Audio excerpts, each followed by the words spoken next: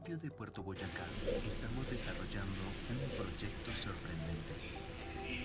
Yo en Puerto Boyacá, con mi abuelita y mi perrita, cocinamos en una estufa industrial con gas de pipeta. Yo vivo con mi mamá, mis 3 hermanos, yo soy la única niña. También tenemos un perro y pollitos. En esta comunidad tradicionalmente petrolera, donde los niños crecen rodeados de maquinaria extractora de crudo, hoy tienen la oportunidad de conocer un sistema de energía sostenible asombroso. Además de a mí y a muchos compañeros nos dio mucha curiosidad el saber esto que eran. Un biodigestor, un sistema biológico que se alimenta de todo tipo de residuos orgánicos y los convierte en biogás. No estamos dañando el medio ambiente, estamos aprovechando los residuos y así estamos obteniendo nueva energía. O sea, excelente. Con tecnologías limpias para generar biogás, cerramos brechas de acceso a la energía y mejoramos el medio ambiente. Nosotros lo que aprendemos en nuestras aulas, pues muchas veces vamos a nuestras comunidades o a nuestras familias, pues al vernos a nosotros haciendo nuevas acciones para mejorar nuestro impacto ambiental y nuestra huella de carbono, pues ellos también lo pueden llegar a implementar. Este proyecto es mucho más que un biodigestor. Es un símbolo de esperanza, un recordatorio de que podemos cuidar nuestro hogar, nuestra tierra. A mí me pareció sorprendente. Yo creí que no tenía más cosas buenas y cuando me dijeron esto, dije, wow. Este es un proyecto innovador de TGI para una transición energética justa, ordenada, sostenible y competitiva. Buenos días. Good morning, I'm Karen Guzman, the Manager of Financing and Investor Engagement of the Energy Group of Bogota. Welcome to our conference of results of TGI and Cálidda of the second quarter of 2024. This conference is being recorded and it has simultaneous interpreting. The results were issued yesterday for its portfolio. This call will be led by Mónica Contreras, TGI's President, and Mario Caballero, the Finance Director of Cálidda. We will also have other executives from the companies in order to answer your questions. To that end, please include your questions in the chat of this call indicating your name and the company you are here to represent. Once the call is in, we will respond your answers after these presentations. I will give the floor now to Mónica Contreras. She will give the result presentation. Good morning, Mónica. Good morning to you. And good morning to everyone who is connecting and joining in order to get to know the results of the second quarter of TGI. We want to share all of this with you, and we want to especially greet all our collaborators and allies, because these results wouldn't have been possible without them. Let's move to the next slide to go through the agenda that we have for this result presentation. We're going to talk about relevant topics that we had during this quarter, our commercial and financial performance, here. Let's see the results of the period. The first thing I need to inform all of you is that if it is true 2024 was initially recognized as a challenging year, we proudly have to say that the results we are delivering on this second quarter of 2024 show that we are on the right path to deliver sustainable results. We will close with good results. We created significant increase in the operational EBITDA as well, operational profitability, and we have good financial results in facing all the regulatory challenges that we mentioned in previous calls. We see how TGI's revenue increase of 11% compared to the other quarter. In terms of profitability, we have double digits growth. This is an operational effectivity that grows in over 13% on the second quarter.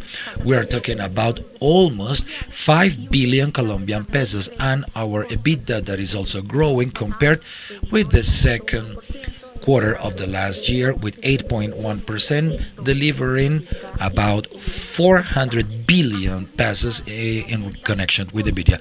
By June, the net profits will overcome what we anticipated and expected in 2023 for this year.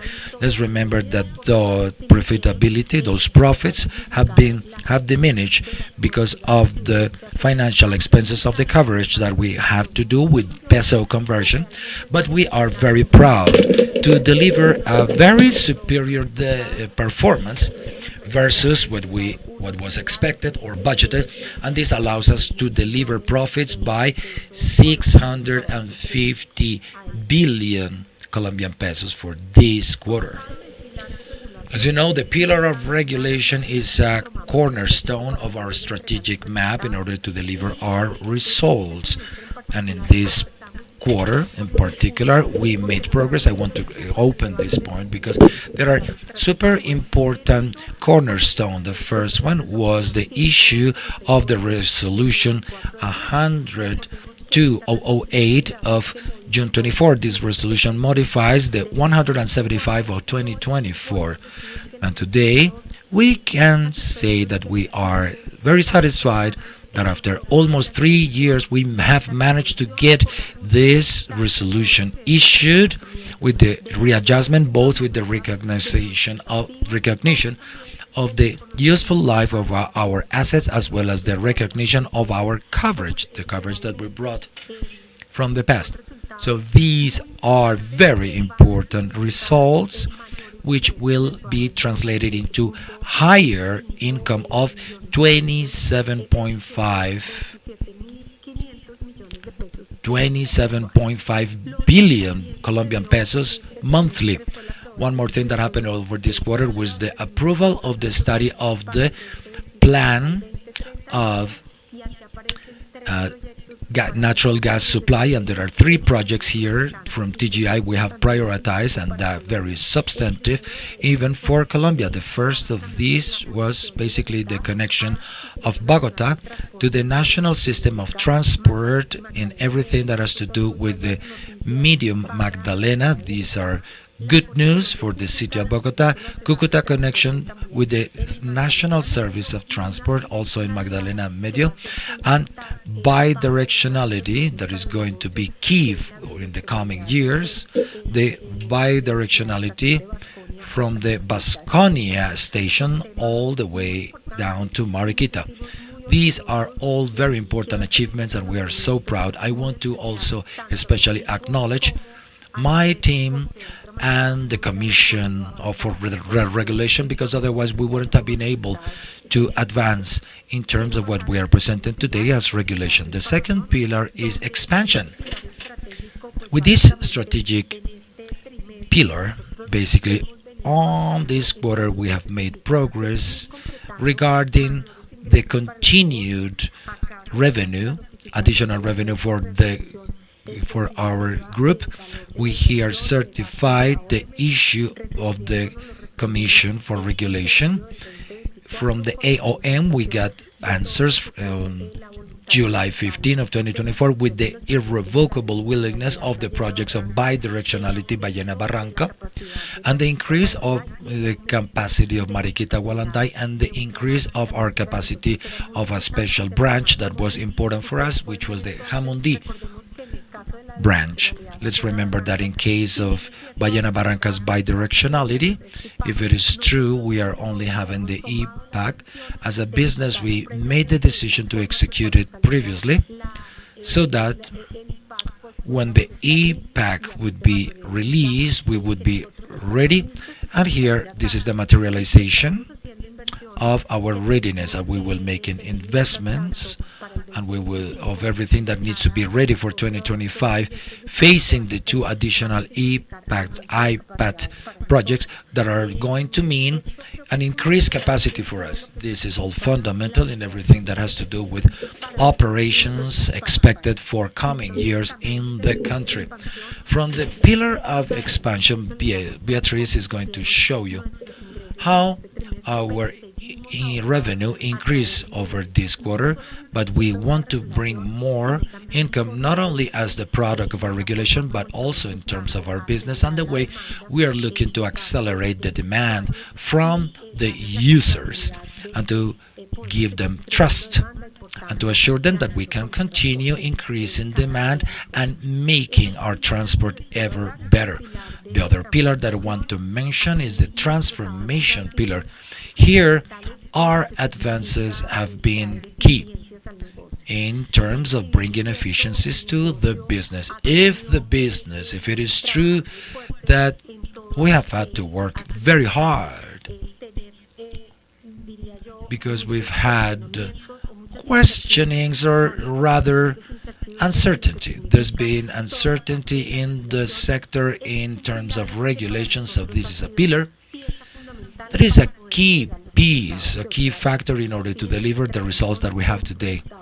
We have a total projection of efficiencies for 2024 of 21 billion Colombian pesos, and out of these, basically 13 billions are new initiatives of effectiveness in terms of supply and administrative efficiencies. But we are bringing other savings, which are about 8 that you can see on the lower part of your screens, which are generated on per account of project studies, services, and synergies that we are working jointly with our GEB. This will allow us to mitigate efforts, devaluation efforts that we have looking ahead. And the pillar of transformation, besides everything that has to do with efficiency, I want to tell you that we have been running very relevant pilots in whatever has to do with bringing digitalization to capture efficiencies, and we have pilots running in preventive maintenance. We are closing these pilots and we are doing the scaling process and everything that has to do with pilots of rights of inspections of ways. We have tested the very last one with 6 different technologies, and it is under the process of scaling for 2024 with technologies of both drones and gas detection of 25% studies in the 25% of our infrastructure, and this means bringing technology and digitalization and efficiencies, and also the opportunity for our people to do an ever more robust work every day.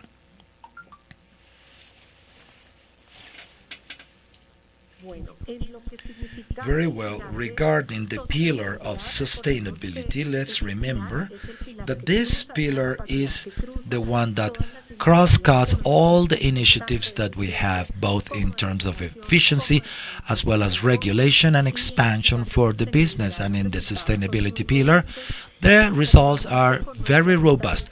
The commitment with our route of decarbonization and sustainability and the progress that we've made is very significant. We have managed to get reductions of emissions of 19.9 in the face of the baseline of 2024 projected since last December of fugitive leaks and optimization of the combustible gas and TEAS gas.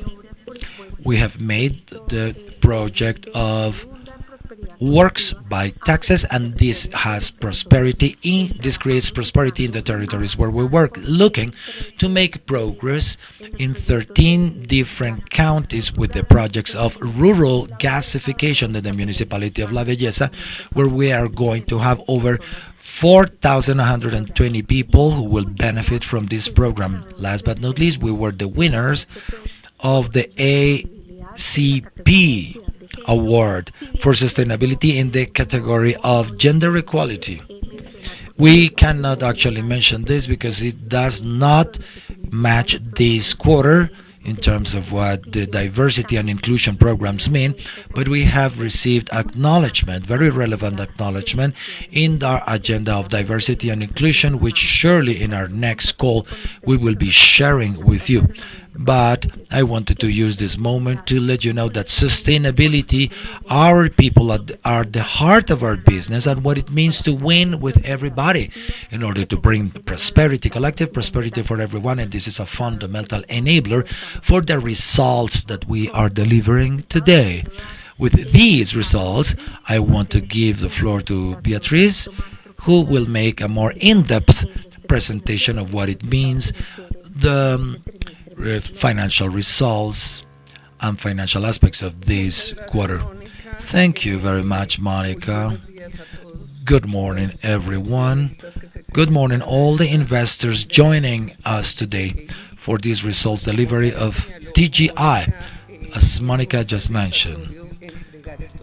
It's a great satisfaction to deliver these results, and this behavior is especially important, especially in terms of the income growth and EBITDA, given all the efforts on the part of the company in order to continue generating and creating the sustainable profits that make the company sustainable. Firstly, I will refer to the operational component. As we see here on the graph, we have seen an increase in the higher firm capacity contracted of 50 million cubic feet per day. This means an increase of 8.5%. Why do we have this increase of the contracted capacity? Well, basically there is a additional contracted capacity that our remittance have contracted, and this is explained because in this last quarter, the second quarter, we still had the El Nino phenomenon in place and some changes in the different transport routes. And that was also evident. There was evidence of this in terms of the increase of the volumes transported from 477 million cubic feet to 485 million of cubic feet. This increase of the capacity, firm contracted capacity, is reflected in the behavior of the revenues, which as we see during the quarter, they grew 11.4%. And when we see the accumulated result in this first quarter, we would be reaching 1 trillion pesos with a semestral variation of 8.6%. Additionally, to this increase in the firm contracted capacity, we also have another milestone that reflects this positive variation in terms of income and revenue, with which we did our billing. It went from 1094 to 1188 just last August 1st, as we already said in the previous call. Now we are moving into the behavior of operational profits. What we have right there is that besides the good behavior in terms of the revenue that we presented previously, this needs to be combined with the increase that we now see in OPEX, operational expenditures, where we see important increases of about 20.6% during the quarter, as it can be seen in the graph. But also and fundamentally, this increase is given and explained because in the month of April, the whole retroactive increase of salaries took place, and also since April, the negotiation of the collective convention effects were given, the ones that we shared with you in the last quarter. On the other hand, this year, we have seen an increase in terms of costs, fundamentally connected to the increase of the combustible gas, the fuel gas, increase in prices. But just as Monica said, we are we have made very important effort that is shown in the results connected to efficiencies that we have generated in the processes of supply, in the processes of fuel, gas, and additionally in administrative processes, and they have created the efficiencies that Monica already mentioned. On the other hand, when we are now explaining the EBITDA's behavior, as we see on the upper part, the accumulated margin has shown a reduction, but this is due to the increase in costs and expenses that the company has incurred in. But we continue making important efforts, seeking to preserving this margin by the end of this year through the efficiencies that I already mentioned.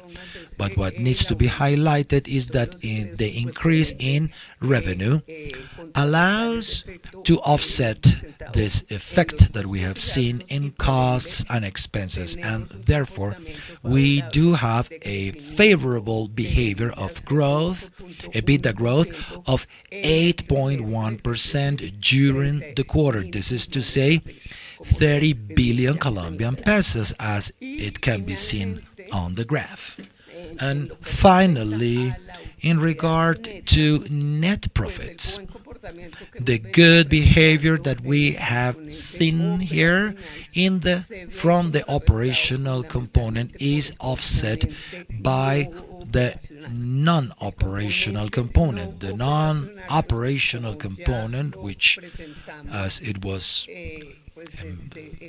mentioned, from the moment when we change the currency, the functional currency from dollars to Colombian pesos, this is the peso conversion, and we had to contract the coverages of or the bond that we have issued for 2028 by the derivatives of a currency swap, and what that meant was the increase of the coverage costs. On the other hand, as we have already mentioned, that peso conversion implied the contraction of a credit of a loan in pesos in order to refinance the intercompany loan that we have for $360 million. This peso conversion and the hiring of a new loan with the financial system in order to refinance this intercompany loan has meant greater interests, which means that we basically had increases during the quarter compared to that quarter of last year of 88 billion pesos. Given that the peso conversion was given in the month of June, June 1st last year, we have a difference of change, a positive difference change, which is an effect, which is a one-time effect, only one time last year, derived from the revaluation of the Colombian peso from around the end of May and the moment when we did the coverage, which was about mid-June. That difference only happens once, and that explains why last year, we present a decrease of 135 million pesos. This is to say, between the costs of the coverage and the exchange rate difference, we have a negative variation of 215 billion pesos. That negative variation, we are offsetting that variation because there was a phenomenon, as we all know, of peso revaluation during the first quarter, which offsets the causation of the interests that we have in the issued bond due for 2028. Will come into maturity by 2028, but our operations have allowed to reverse that negative effect. But we continue working very hard in order to improve the behavior of that non-financial component, especially by way of the prepaid models that we have made in what we call the TIP Club. Those prepayments on this semester were around 90 billion Colombian pesos, and that behavior of the non-financial component offset by the positive effect that we have in the operational component is what gives us the drop in income or profits of 120 billion Colombian pesos. Finally, if we move to our behavior in terms of the debt that we have as of today, as I said, we have been prepaying this debt with the liquidity excess that we have had. And over the first 6 months, we paid 290 billion pesos of the financial loan. Therefore, our balance for the debt is of about 3.3 trillion pesos, and the rate, we have reduced the rate. The rate has been gone down because the last quarter, the assessed was about around 16.8%, as we see in the graph. And now there is a reduction of 130 basic points. Now the rate is 15.5%.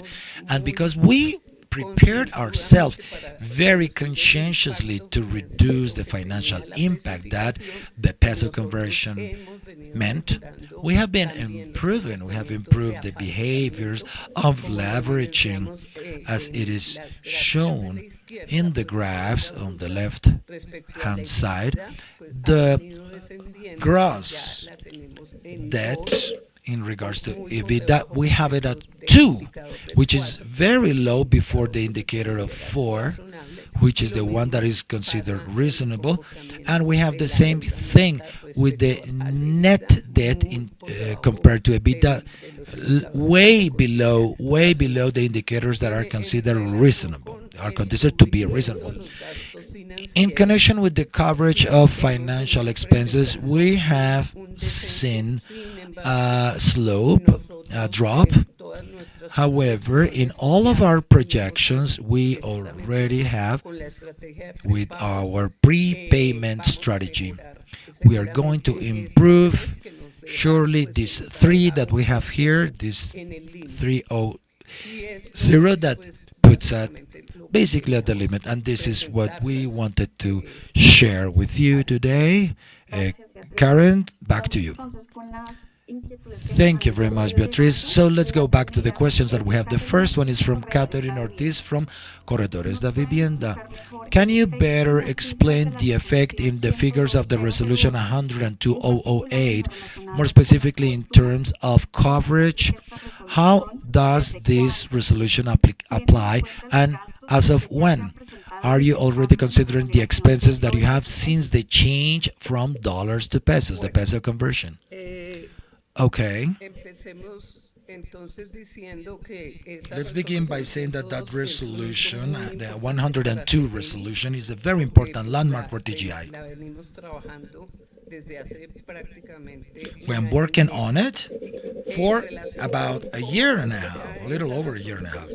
How does that 102 resolution apply to what we have? What we need to bear in mind is that the application of that resolution starts when the prices charges and the price schedule is issued by the CREC, by the Commission of Energy and Gas. And that is, we have it as a goal to try to have that price schedule, to have it issued this year. On how it applies to the costs of the coverage, what we do have is that we basically, within our calculations, in the net present value, what it is going to cover, what that resolution is going to cover is about 60% of the coverage costs. The resolution sets up a formula of how the different factors that the Commission has to our debts and our debts in dollars. Today, in relations with the bond due for maturity in 2028, we have $49 million. So what the resolution establishes is a road of growth from now all the way up to 2028, and which additionally also establishes a devaluation factor of 3.29, which applies. That is the devaluation factor, the implicit devaluation factor that is expected to be applied, and on the other hand, the resolution basically has or needs us for us to certify that the debt was incurred in or was destined for the acquisition of infrastructure, which we are already working on. And basically, that resolution establishes that we should have embraced that procedure. And what we're waiting for here is for the application and the billing or price schedule is already issued. We have another question from Florencia Mayorga of DEFLI. How much should the interest coverage rate should increase? What is the strategy versus the midlife of the contracts from 1 to 3 years ahead? I will begin with the second one. In terms of the midlife of contracts, the average life of contracts, what we are reviewing is the strategy, looking into what we are going to do in terms of refinancing, or rather renegotiation of the rates, but also around the club deal rate. What we need to verify is what we need to do in terms of the due date in order to include in the club deal.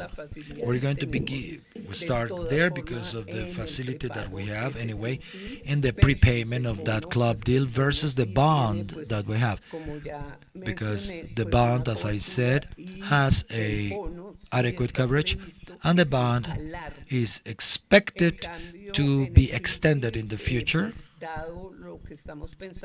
And in the club deal, we are considering renegotiating the interest rate, and we might even have to use, in a more efficient way, the excess of cash flow, the different excesses of cash flow that we have in terms of interest coverage, in connection with what we have anticipated, or what we expect, is that looking ahead, we always foresee to use the excess of cash flow in the prepayments of club deal, and with the improvements that we expect, we are working on the margin, and what we anticipate and our estimates are that our EBITDA coverage will improve in relationship with the interests. Thank you very much. We do not have any additional questions. Thank you, TGI. And we are going to go into the results of Cálidda with Mario Caballero. Mario Waller Diaz.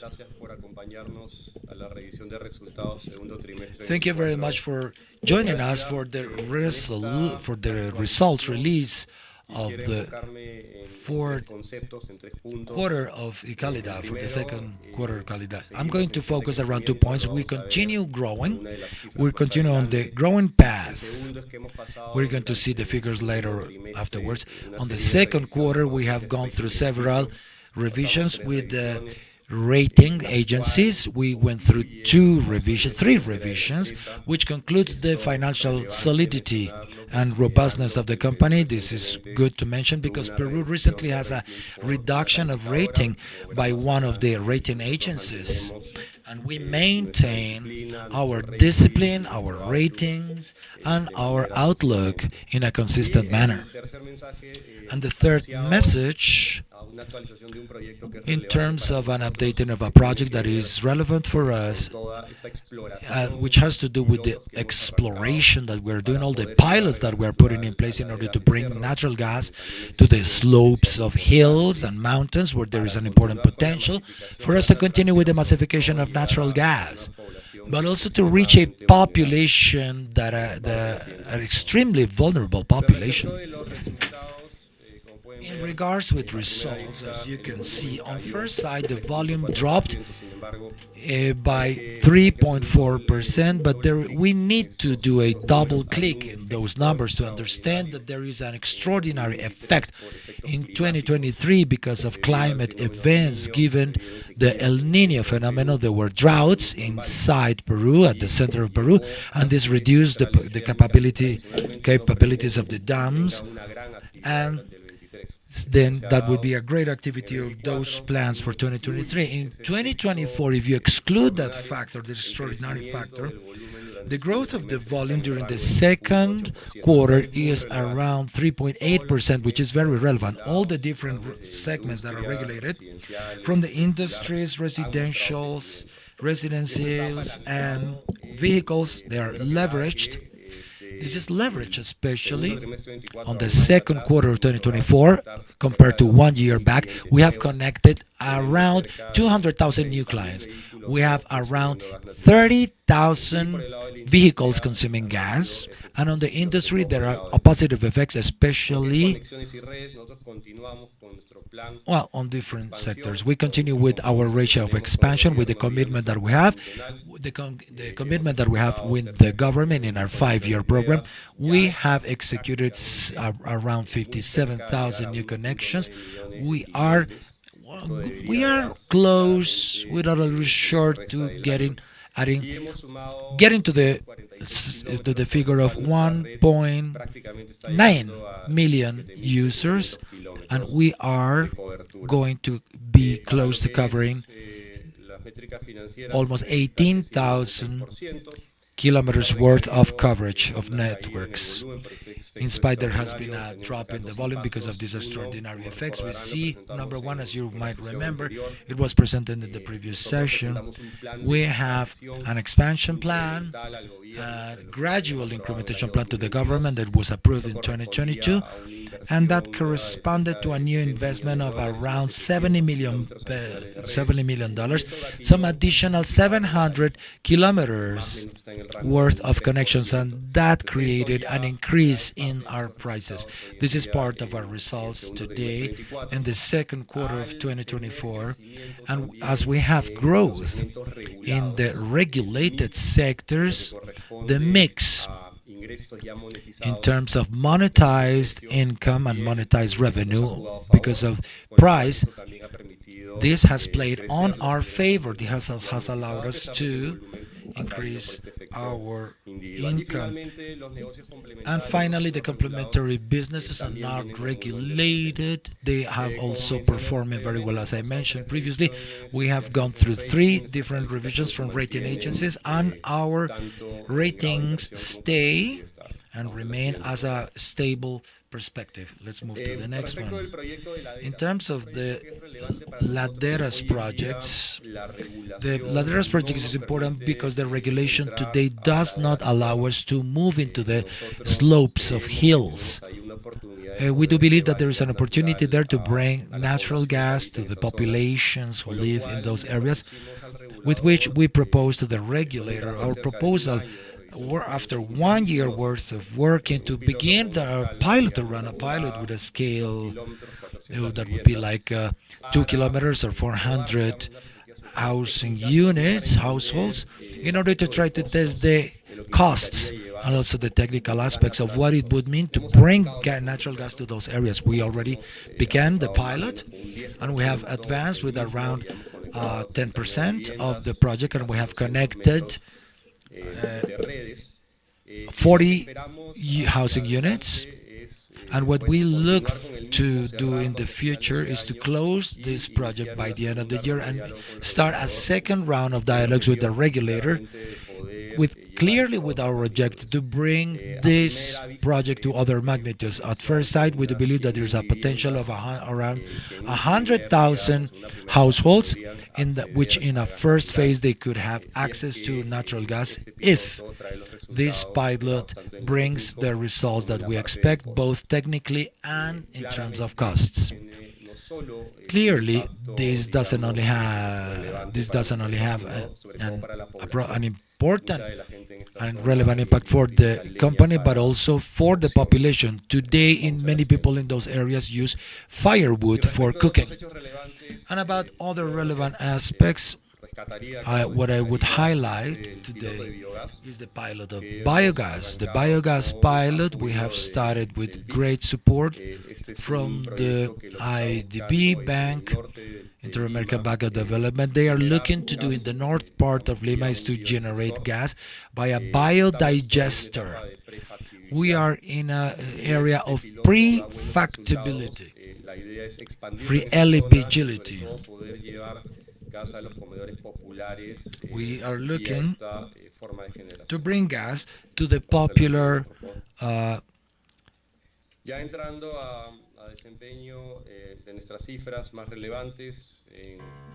now moving into the more relevant figures in terms of volume. I already said this. Compared to last year, we have a drop because of an extraordinary aspect connected to the activation of traditional central energy plants because of climate issues. This can be clearly in the percentages. 72% of energy generation in the second quarter of 2023 was associated to generation, and that falls to 68 in 2024. But the positive aspect here is that we have accumulated around 27 million cubic feet every day, and these are gradually incrementing with the regulated segments, the ones that are associated with residential vehicles and in the industry. And I said before, this is importantly leveraged with the new connections and the 30,000 vehicles that we have transformed to gas. We have transferred to gas natural. We have converted. Against the previous quarter, we have more growth, leveraged about the industry connected to the fishing industry and the vehicles. As we said in previous calls, with this one of the segments where we do believe that we have important potential of penetration in order to increase the use of natural gas, especially in the heavy traffic vehicles, heavy transport. We do have important levels of 45% of competitiveness, residential and vehicle, and levels above 80% in the industry of generation. Let's move on to the next, please. In terms of operational, as I said, around 49,000 new connections. We are very close to 1.9 million users, and important to highlight and underscore that when you take these metrics or these graphs and these indicators 2 years back, the percentage of the social economic levels A and B here in Peru, or those are the levels with the highest income, they are of around 10%. Today, now we're moving of around 20% of these populations, and this is explained because here in Peru, in Lima and Callao, more specifically, we started the process of massification with vulnerable areas. Now we are practically achieving a total coverage of these areas, with which we are moving more into the higher levels, which also is going to help us in terms of competitiveness down the road. A client of an A or B area, they tend to have two connection points, again, that compared to clients of other economic levels who tend to have only one point of connection. This is positive if we consider the volumes in the residential sector in the future. And we have 246 kilometers, all achieving like 17,000 kilometers worth of coverage. And now, in the financial metrics, EBITDA growing to 6%, as I said, leverage on the part of revenue and monetization, and a developed or the non-regulated sectors, 4% compared to the previous quarter.